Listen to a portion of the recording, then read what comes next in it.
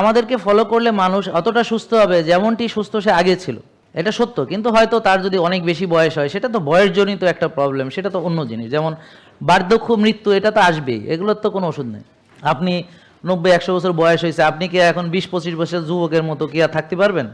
সে তো সম্ভব না। আমি যত লাইফস্টাইলই মানিনি, কারণ আমার 53 বছর, আমার কি চুল কি পাকা বন্ধ করা যাবে? এটা তো সম্ভব না। কথা বুঝতে পারছেন? এরকম কিছু জিনিস হচ্ছে বয়সজনিত, কিন্তু আমাদের মানুষরা বয়স হওয়ার আগেই বুড়া, বয়স হওয়ার আগেই বুড়া। যেমন বাচ্চারা কি করে? খেলাধুলা করে। তা আপনারা কেউ খেলাধুলা করেন? তাহলে আপনারা বুড়া। আমি খেলাধুলা করে, আজকেও ব্যাডমিন্টন খেললাম, তাহলে আমি হলাম বুড়া না।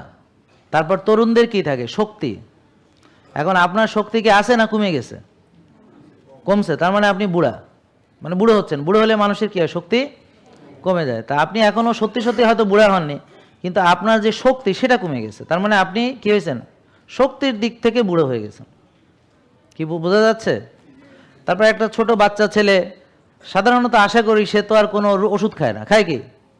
তার কোনো ডায়াবেটিস হয়তো নাই সাধারণত যদি এখন পাচ্ছি 8-9 বছরের বাচ্চা, 11 বছরের বাচ্চা ডায়াবেটিস টাইপ, ফ্যাটি লিভার, এগুলো, তার ওজন 95 কেজি, 92 কেজি, 88 কেজি। হ্যাঁ, কিন্তু আমরা কি, যে একটা বাচ্চা যদি সে ছোট, সাধারণত সে নিশ্চয়ই ডায়াবেটিসের ওষুধ খায় না, কি ভাই কথা বলেন?